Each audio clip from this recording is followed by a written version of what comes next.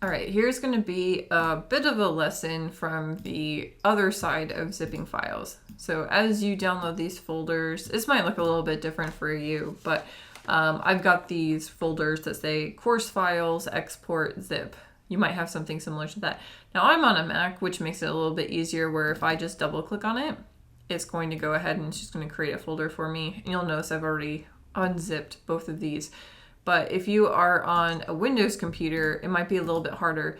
And what you would want to do is you would want to right click on your folder, or I should say your file, and you're going to want to click on extract all. You shouldn't need to have any sort of special zip software of any kind. You should be able to zip your files and unzip your files just exactly with whatever your defaults are for your computer, whether it's Mac or Windows. So if you just right click on it, and sorry, my menu doesn't look the same. If you just right click on it and click on extract all, it's going to ask you if you want to create a folder, and it'll kind of choose the location that folder is going to be at. And I usually just choose the exact location that the original file's in, and I try to do this all in the desktop so it's a little bit easier to find. And then once you do that, you should be able to get your folder too. So I've got animals folder, week 6 folder. So the animal folder, what I did here was I just went ahead and I already did image optimization for these images. I went and I named them really simple. I made sure that they're all the exact same size. And you'll notice that they're pretty small, so they're not going to take up a whole lot of space. But I did all of that so that way you wouldn't have to worry about them being different. Now, if you want to try playing around with some other images, you're welcome to do that. But these are the ones that I want to use in our examples. And then these are ones that I took from, I think it was the 4th edition of the book. And it's going to be fine that they're older. This is one of those small areas in the textbook where with the examples and the reading, they update these small little demos, and it's really not too different. But now that I talked about working with different file types, like you'll notice that there is this picture of a boat, and this is a JPEG file because that's going to be what's most appropriate. And then everything else is a GIF. So they have this navigation that's basically built up using these GIFs. So they've got buttons for contact and services. And then they also have these little icons that are really tiny. And these are things that could get used on the website to replace the list item markers, which is going to be a style that we're going to look at. And then there's just these little decorative pieces that can be used for the background to create a pattern. So that's going to be everything that we're going to be looking at, is we're going to be looking at how we can use these. And then this file here, this is going to be what we use for our favorites icon. So when you're going through and you're doing the reading, you'll have kind of a slightly different example covering these different ideas, but you should have something that's going to be quite similar. And you'll notice I still have this file up from the last video. All right, so I'm going to have us start off with the week 6 files. And to make things simpler with linking to the images, what I'm going to have us do is we're going to save the file into that same folder. So when I create a new file, I'm going to go to Save As, choose week 6, and I'm just going to call this images, and then save this as HTML.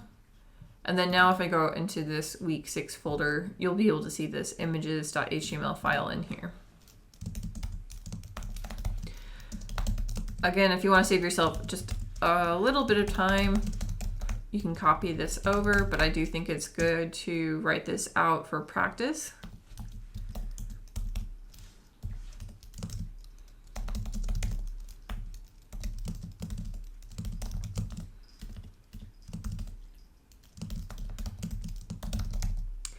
I'm just going to call the title images.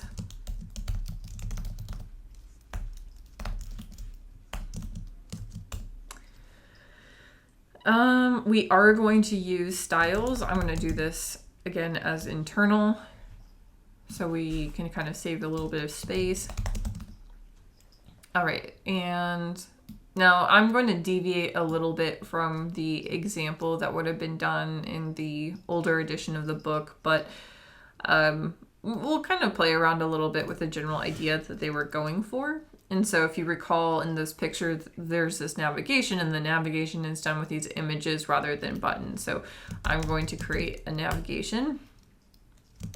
And what we're going to do is we're going to have a link. And sorry, I have to double check real quick. We've got home, services, and contact. So we're going to have, let's do index.html. These link names we're just going to make up, but we're going to say home. I'm doing this as a placeholder for now. We're going to change this up a little bit. We're going to have home. And then we're going to do services and contact. So we'll say this is going to be services.html, contact.html. Now, so this is how we would create our normal link. And what really is happening here is we're basically saying anything that is between the opening tag of the anchor link and the end tag of the anchor link is going to be clickable. And when you click on it, it's going to take you to this address that's listed. So if I wanted to change home and I wanted that to be an image instead, I would need to put an image inside of here. And before we complicate things with that, let's just go over how to create a regular image. And I did show how to do this in another video, but I streamlined it a lot. So we are going to start with an image tag, which is img. So it's shortened. And rather than doing a hyperlink reference, we're going to do source, which is src.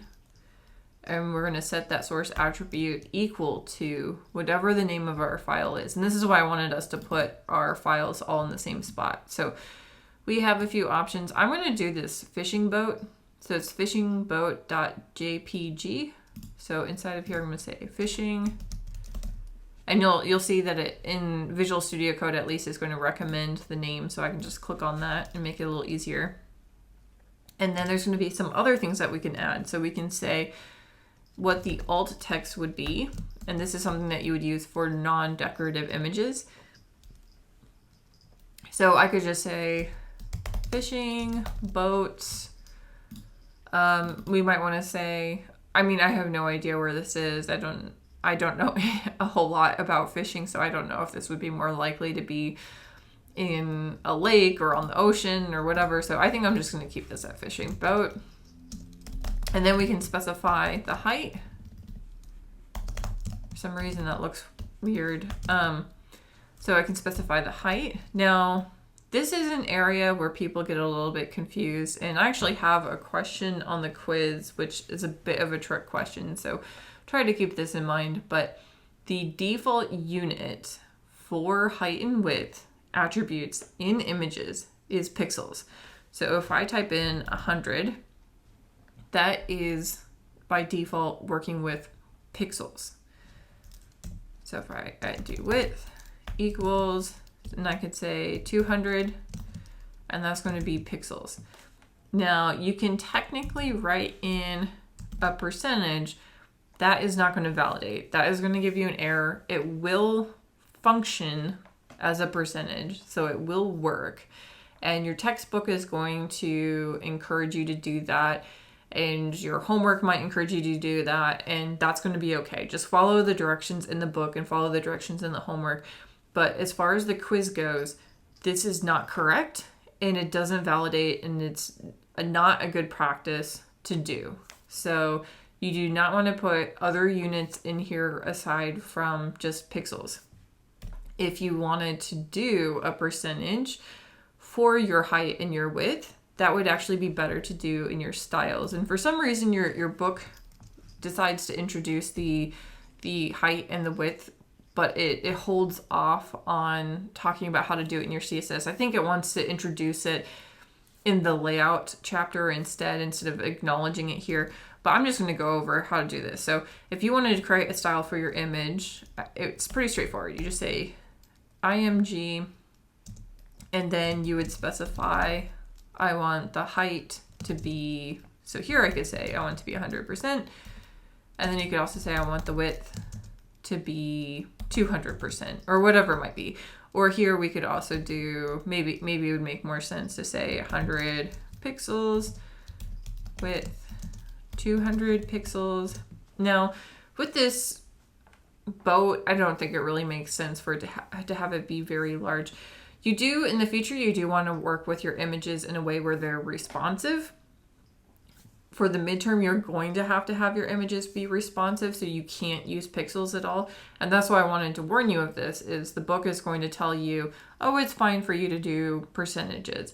But for the sake of your midterm and final grades, you want to make sure that you use percentages. And what you could do is you could say, okay, well, I want this to be maybe 10% of, let's do auto. So it's gonna automatically adjust it so it keeps the aspect ratio. And then I could say I want the width to be 10%. I think it's gonna make a lot more sense. 10% of the width of the whole page. So it's not gonna get too large. And what this is gonna do is it's going to affect absolutely every single image on the page, which isn't gonna be a problem on here because we're not gonna have a whole lot of images. But if it ends up being an issue because you do have a lot of images and you want certain ones to be certain sizes, all you would have to do is create an ID, and you could call this like boat image, for example. And then rather than this saying image, you could say, I want boat image, and I forgot my E here. So I'm going to say boat image is going to have height auto width 10%. And that would work too. So you can kind of pick either option depending on whatever makes the most sense. Okay, so that's going to be your basics of how to create an image.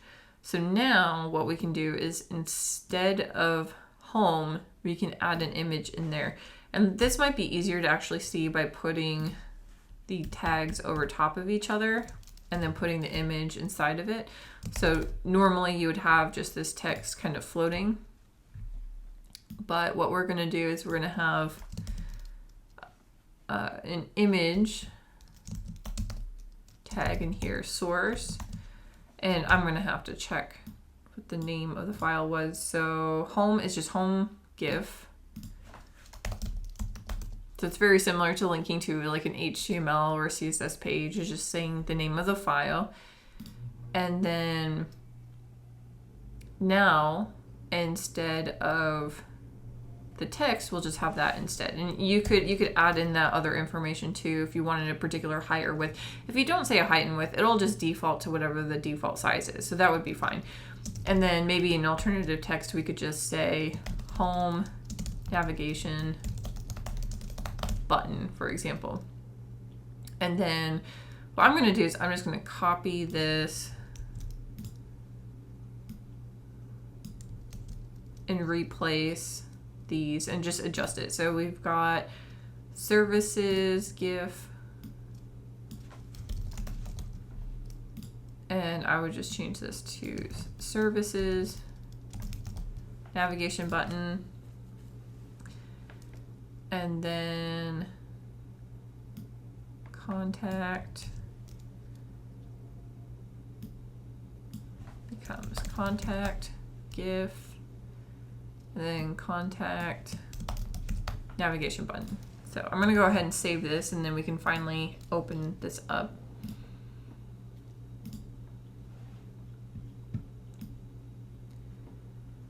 So you'll notice now all of the images are actually resizing. So what I'm going to do here is I'm going to actually delete this original image. Actually, you know what? I will comment it out. So that way we still have a record of it. And you'll notice, so the syntax and everything, it's the same thing as what you would use in your style sheet.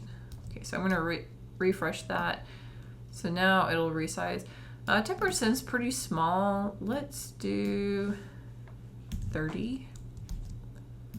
I was thinking it was going to end up being quite big, but I think it's a little too small. Okay, so that's not too bad. And then our nav is working. Now, these would link, but these pages don't actually exist, so I'm not going to bother clicking on them, but you'll notice that it brings up the icon that is designating that it's something that's clickable, and that might look a little bit different for you since I'm on a Mac and I'm using Firefox. All right, so that's going to be just our basic images and then using our images as a link. Now, the next thing that I want to talk about is a style property that is called background image, and it allows for you to work with an image as a wallpaper. And I think one of the things that gets a little bit confusing when students are going through the lectures and they're going through the reading is that background image gets introduced in a way where it kind of takes over working with the images.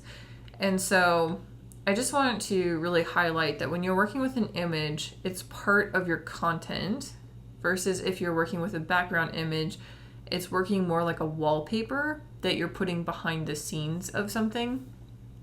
And so you don't want just every image to be a background image.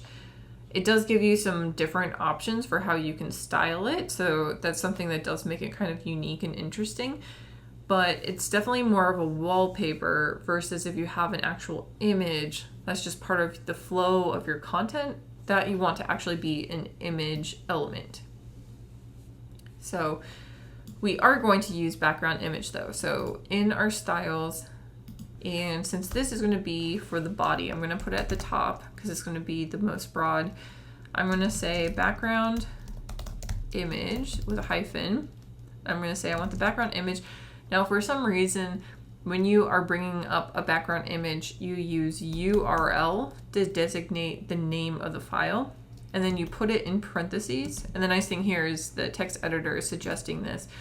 Because it's in parentheses, it's kind of like working with color with RGB, where you can't have any spaces. If you put a space between URL and the parentheses, you will get an error. So you need to put URL, parentheses, and then inside of here, you put the name of the file, which we have 2color and 2color1 GIF. So we can do either one. So let's do 2color. You'll see it's bringing up a suggestion. And we don't need to put that in quotes, but we do need to make sure after the parentheses that we put a semicolon to terminate that statement. All right, so I can save that, refresh. Now here you can see the browser's default for how it's actually going to style that, and we're going to have some options of how to change that styling. But this is a really great way of being able to show how you can take a really tiny image like a GIF, and then depending on how you work with it and style it, you can actually have it completely fill up the whole background space. So it's a great way of being able to save your files and make them small by just kind of creating this repeated pattern. All right, so we have background image, and then we're going to add some more properties to this. So background image is one of our properties. And then we're going to have background repeat. So here you can tell the default is that it is repeating, but we can specify if we want. So if we do want it to repeat, you can say background repeat, or you can say I want it to just repeat on the y-axis or the x-axis, or you can say no repeat. So let's just try them all out. So we got repeat y. So it's repeating along the y-axis. So it's just creating this bar kind of going down the side. If I switch this to X, it's going to go across the top. And then I could say no repeat with hyphen, save that. And it's only going to list it once, which could be very favorable. It just depends on what sort of thing you're doing. If you're doing something like this that's decorative, then chances are you're going to want it to repeat at least in some way. So I might just say repeat X. And then we have some options like the position. So background hyphen position. And so we can choose a couple of different positions. So I can say if I want it to be left, top, center, bottom, or right. So let's try these out. So left is going to be to the left, but since it's repeating on the x-axis, it doesn't really make as much sense. This would make more sense if we did y, for example, because then I could have left, and then I could also say, actually, I want this to be on the right side, and it's gonna, I actually kind of like how this one looks with it being on the right, versus something like top would look a lot better if we switch this to the x-axis, because then it's going across. Now, bottom ends up looking a little bit weird depending on how much content you have on the page. So right now, because there's not a whole lot, it's just kind of cutting across, versus chances are you would probably want it to be sort of more fixed towards the bottom instead. And that you'll just kind of have to wait until we get to talking more about different layout things. So I think what I'll do is just do the Y, and I'll keep it on the right. So it's kind of out of the way. Now, if you wanted to, you could try out the other GIF, because it basically repeats the colors, or it actually swaps the colors. So let's do refresh. So now kind of, this sort of repeating pattern might actually look better on the x-axis. So it's just kind of nice to show different color combinations, because you either have this striped pattern or you have kind of like this longer stripe pattern.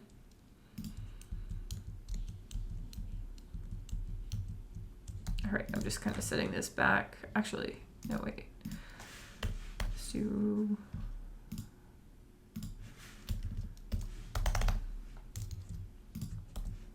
All right, we'll do repeat Y with the 2 color and then right. All right, the next thing I want to do is going to use one of our other ones, and I want to do the list style marker. So there's kind of 2 pieces. One of them is working with the image, but one of them is just using the list style marker in general. So after, let's do after our image, I'm going to create a nav, sorry, not a nav. I was looking at the nav. We're going to create a UL. And we'll just create some list items. I'll just say list item, and then I'll just copy it a few times. All right, so up here, I'm gonna create, so we've got a style, and this is gonna replace the type attribute that got introduced in chapter 2, which gives you validation error problems. So instead of having the type attribute, any instance where you use that, you want to replace it with list style,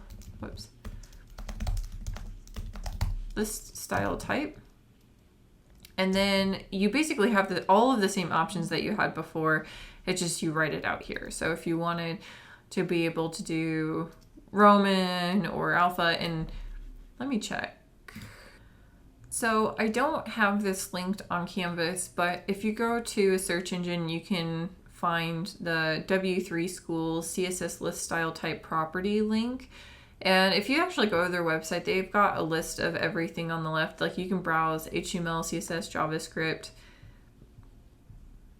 And what's nice about it is if you find a particular item, you can go and you can see other ones that are kind of similar to it. But this gives you some examples. So it's listing out different things, and it has list style type, and then it's saying circle, square, Roman numeral. This is actually kind of interesting because it's basically saying for these individual ones, and they have got classes to help designate which one.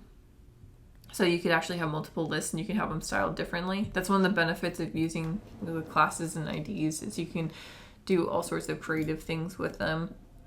But here you get a list, and they have a whole lot more than the book says, but there's disk, circle, there's a couple other ones that lower alpha, lower Latin, actually I think it should be lower Roman, none, square, upper alpha, upper Roman.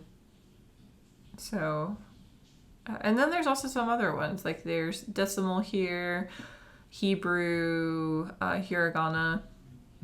So you could look at some other different list items. So we're going to do list style type. Let's do disk.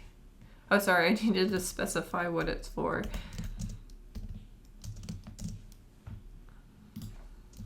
Got too many things going on in my mind at the same time. Okay, so we've got our list now, and then we could switch this. So let's say it's square, for example. So now it's going to look like squares. And sorry, I keep moving things on the screen so much.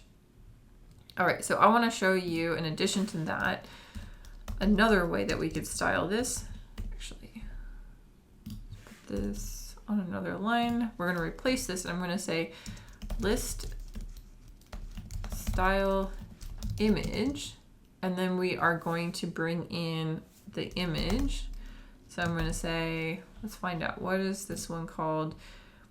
We've got Trillium GIF, and then we've got Trillium background GIF. So to get this one to work, I'd have to change the background color to match this light green, and I think that's what they originally had in the example in the 4th edition of the book.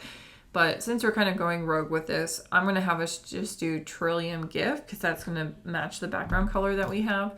So, and I'm going to just pick this Trillium GIF, and then I want to make sure I terminate with my semicolon, hit save, refresh, and now we're going to have that list is going to have the image, and your homework assignment is going to have you do this. I've got an image that is going to be included in your files. And actually that brings up a good point.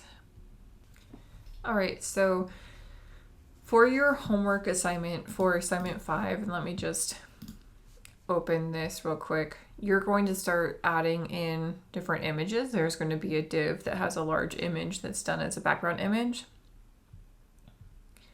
And you're going to see some pictures of this. There's also this logo that's in the header section. And then there's also these little list style images that are used for the markers.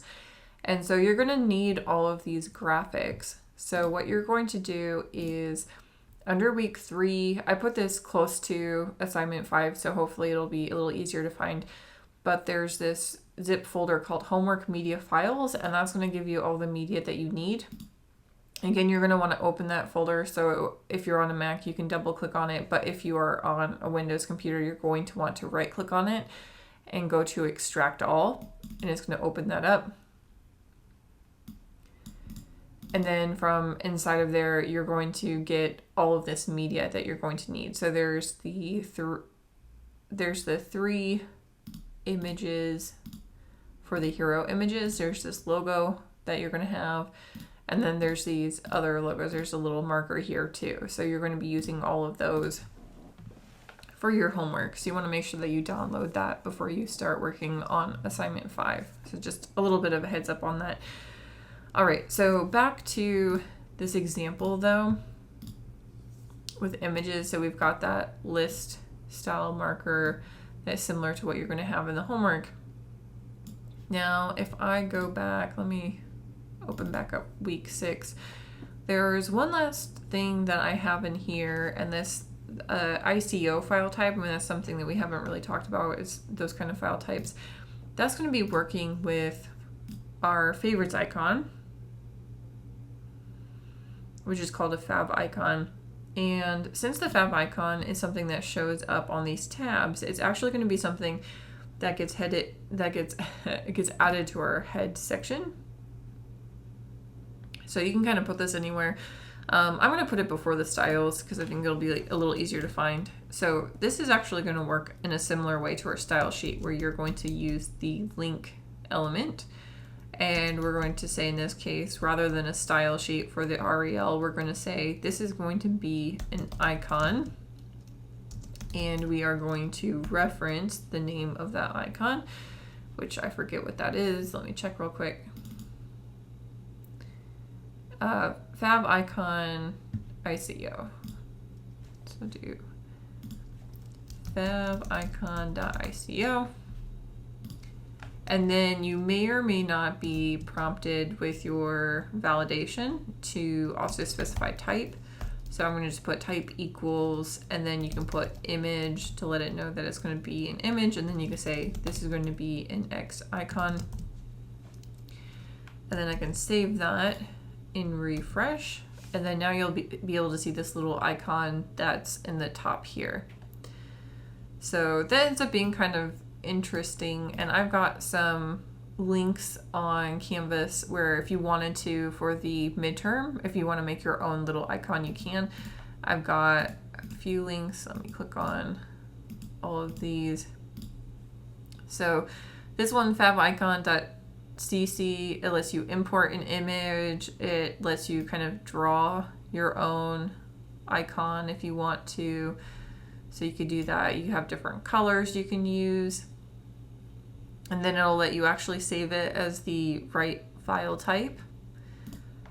There's this one too, which this one might be having some issues. It kind of looks a little bit different. It could be the browser. I mean, I might have to look at this in a different browser, but it also helps generate. So in this case, you can browse your files and it'll help turn it into an icon for you. And you'll see here, it will let you work on creating like desktop icons or other types of icons if you're interested in that. This one's kind of cool. X icon editor, and it says here xiconeditor.com. You have a bit more options with like being able to write in some text. There's some different shape tools, eraser tools. So it's a little bit fancier than the first one. It also has this import and then export options. Let me just see if I can put something here and then export. This is the one that I think I like the most because it gives you some more information about like how to write out your link, how to work with image optimization, and then it gives you this nice clean interface. So I probably like this one the best. Now this is a really interesting article, and I wish this didn't take up so much of the top of the screen space, but one of the other professors in the web development area, he shared this interesting article about browser favorites icons can be used as an undeletable super cookies to track you online. So if you're interested in privacy, this is a really interesting topic, and I'm not aware. So this came out February 2021. So things might have changed, but there was some research that was done.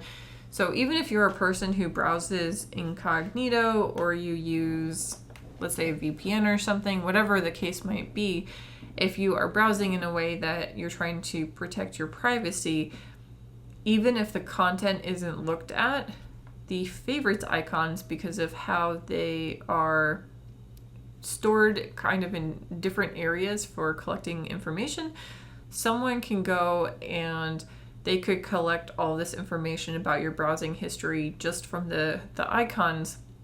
And because the icons are so unique, in a lot of cases, you can kind of get an idea about someone's browsing history just from being able to look at those icons. So you couldn't see the actual things that someone's looking at, but like from this image, and let's see if we can zoom in a little bit. I don't know that, I think it's going to be blurry, but we can see this person's looking at, I'm assuming this icon's like Google Documents. We've got Reddit, we've got Google, Twitter, the CDC. So you can kind of get a feeling about this person based off of this browsing history, for example. So if you're interested, I would really recommend you read through this. You don't have to. So here gives a little more information. Super Cookie uses fav icons to assign a unique identifier to website visitors. Unlike traditional tracking methods, this ID can be stored almost persistently and cannot be easily cleared by the user. The tracking method works even in the browser's incognito mode and is not cleared by flushing the cache, closing the browser, or restarting the system using a VPN or installing ad blockers. And this was first talked about in a research paper that was from University of Illinois at Chicago. This gives a little bit more information on how it's done. So the fav icons must be made very easily accessible by the browser. Therefore, they are cached in a separate local database on the system called the fav icon cache. The fcache entries include a wealth of data about where a user has been, all in service of delivering a quick little icon to your browsing window. So I'm not going to read through the whole thing, but that's some kind of cliff notes for you. And again, if you're interested, I think it's a really good read to go into. Now, there's one last kind of key concept for images and working with kind of different types that I really wanted to go into. There's another thing after that, but this one in particular, the book talks about working with mapping, and it's something that I didn't want to have to download a file when I'm working in class. I don't want to make students have to download a ton of different files for this. And I don't think it's necessarily as responsive as working with JavaScript to do this, but I do want to just kind of mention it briefly. I'm not going to go into a lot of information, but what I did was I found an example on the W3 schools instead. So you can find this on Canvas. And this basically takes this image. So first you load in the image. And here you can see there's an image that's called Workplace. It has a use map that is assigned with it. So you use this attribute use map. You specify the dimensions that it takes up. So you can see already it's a fixed dimension. You can't have it be responsive. And then you create a map and you would name it. So in this case, it has name equals work map. So this name has to match the use map so that way they can talk to each other. So it's linking the image with the mapping. And then it's saying, I want to create 3 areas. Basically, these are interactive areas that you can click on. And you can say, I want this shape to be a rectangle, or I want the shape to be a circle, or you could specify a polygon or something. So here, then you say, I want the coordinates to be this particular size. So since it's a rectangle, it's specifying those dimensions. And then it has some alt text. So it's saying, now this isn't a perfect rectangle, but it basically fits within a rectangle. So we have the laptop is a clickable rectangle, the phone is a clickable rectangle, and then we've got a circle, which is around the coffee. And then if I were to click on it, it's going to take me to this page called computer.htm, or it's going to take me to phone. So I can click on that, and now it's taken me to this new page. And I'd have to run it again because I don't have a back button or anything. So I can click run, I can click on the phone, it'll take me to this phone page, I can click again. But like it's going to be responsive, but to a certain extent, let's see if we can run it. It's a fixed size. So like here, it's not going to be as user friendly, and it might make the rest of your website not look as good. So I actually, there's some ways that you can do things instead with JavaScript, which I think do this, but give you a lot more options. So I'd probably recommend doing that instead. But if you're interested in using this sort of thing, until you learn how to use JavaScript, I think it would work well enough. But I didn't want us to have to actually create a little example. I think this works as a good alternative. All right, so the last thing that I wanted to do is going to use the animals example. So I'm going to close this, save this, create a new text file, go to File, Save As. This time we're going to save it into the animals folder, and we just call this, I'm going to also just call this images. Now, if you're worried about them, if you're putting everything into the same folder, actually let's do animals. And just save this as HTML. And now we'll be able to see the animal folder has this HTML file in it. If you want to save yourself a little bit of time, we could take this file. Whoops, I meant to drag it over. I could just copy this. And you could do this by going to Save As instead. I'm going to just take all the styles, delete them. I'm going to take this link, delete it. I'm always a little hesitant to do this because I know sometimes when you're trying to modify, it can be easy to accidentally miss something. I'm going to take everything in body, delete it. So we'll put in a new title, and I'm just going to call this images, or maybe we'll do animals. Let's do animals. And then I don't think we're going to worry about styling. I used to add styles to this example, and that's part of why I wanted to update my videos. But the 4th and 5th edition used to introduce some of the concepts in a slightly different order. So this is going to be a little bit more simple than maybe the example would have been in an older video, which is a little unfortunate because I really liked how the book used to introduce this. But this will be fine even without really adding a whole lot of CSS to it. All right, so the two properties that are going to get introduced here, or sorry, the two elements that are going to get introduced here are figure and figure caption. And the idea is you can take an image, so let's say animals, and if you want to add a caption to it, you know, you could have the image and then you could just have some text underneath of it. But structurally, what works better if that text needs to be paired, like let's say you're giving credit to something like an artist or an author, or you're trying to give a description like you would have in like a textbook or something, it's better to have an actual caption. So what you do is you create a figure, and then inside of that figure you create a fig caption, so it kind of shortens it, and you would put the text for the figure inside of the fig caption, and then you put an image. I'm going to say image.jpg, you put the image inside, and then you put the figure caption underneath of it. So we have 5 animals.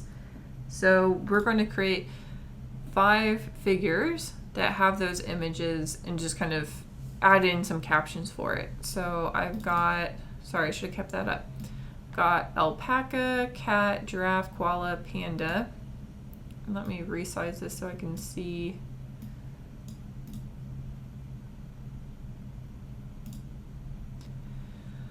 All right, so I'm going to start just with this source, and I'm going to say alpaca JPEG. Now, actually, let me right click on this, get info. I should remember this. So this is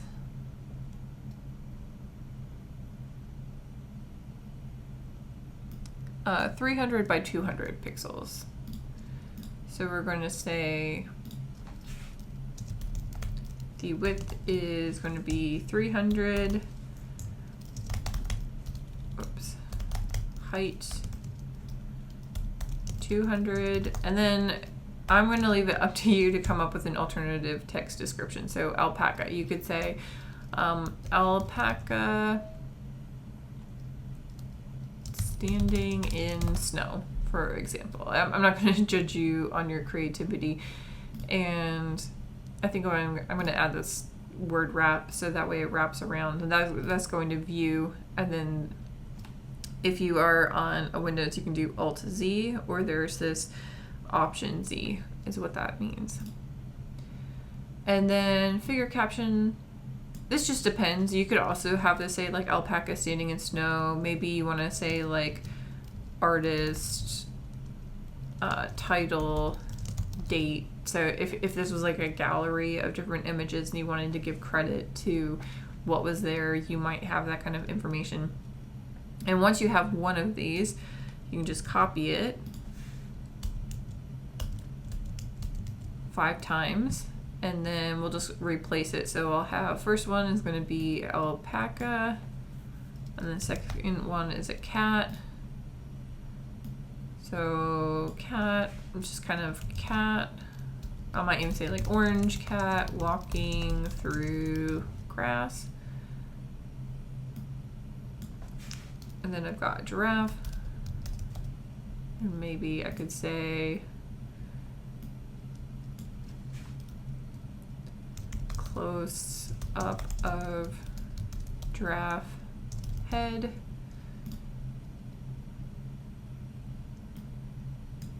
And then I've got a koala. Maybe say another close up of koala head. It really depends on what the point is of the picture. You know, maybe I'm trying to show like specific unique features, like picture of koalas, like big ears or something. Okay, and the last one, we've got a panda. So maybe I want to say panda sleeping on, I think it's on a tree branch. Okay, so then I can save that. And actually something that I want to do, because I want to show you how pictures and figures behave differently. So I'm going to highlight this whole thing, copy it, and then underneath I'm going to paste it. So I should have given myself a little more space. Here's where it's different. I'm going to remove the figure and the figure caption so that I've got just the images. I maybe could have made this a little easier by doing it the reverse, but it'll be fine.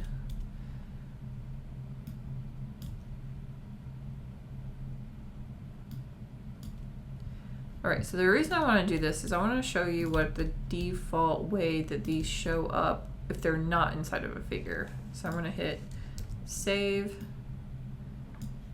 and then I don't think I've opened this yet, so we'll do a file, right click, open, Firefox, or at least I'm using Firefox. Okay, so images by default have a display of inline, and display is not something that we've talked about. Basically, the idea is they are in line with each other, so they're on the same line. So as long as there's space, they will fit next to each other. And this is really different than that text example. So for the text and for most elements, everything's going to stack over top of each other, and that default is called display block. They're like little kid blocks that they stack on top of each other. And so images, they kind of take up whatever size you tell them to. And so if there's other room for something else that might be inline, they're going to fit next to each other. So because there's not enough room here for the panda, it goes on to the next line. If I resize this, whichever ones don't fit go on to the next line. So this actually ends up being really nice responsively if you had a gallery of different images that you might want to use. So these figures though, figures work as blocks. And so it goes back to not falling in line with each other. They just stack on top of each other. Eventually, when I talk about how to work with different styles and how to switch the display, you'll learn how you could retain these captions and be able to have them all kind of fill in next to each other. But that's something that doesn't get talked about until later now. And that's one of the biggest differences between the way that the styles were introduced in previous editions of the book was they waited until then to actually introduce the figure. But they decided for the 5th and 6th edition, I think, at least the 6th edition, even if not the 5th, that they wanted to introduce the figure in with the other images. So I'm going to basically leave this here, even though there's a lot of really creative things that you can do with this, and being able to make these into like little cards or kind of like these little tiles, which I think could look really interesting. I might actually type up the styles that the old example used to have. You wouldn't have to worry about knowing what it means, but just to give you a bit of an idea of how it would have looked, I'm going to do that real quick. So don't worry that none of this is going to make sense.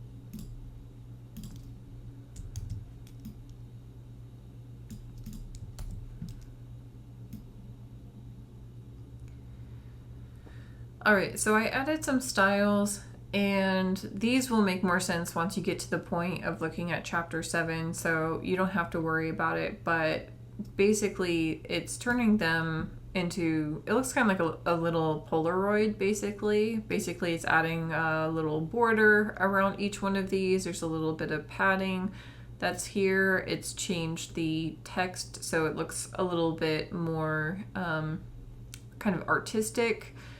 And what's happening is, as it resizes, they are now kind of filling in next to each other. And if you wanted to, I can scroll to the top. Basically, we have figure is floating to the left. That's kind of what's helping it. So that way they fall in next to each other instead of using the display.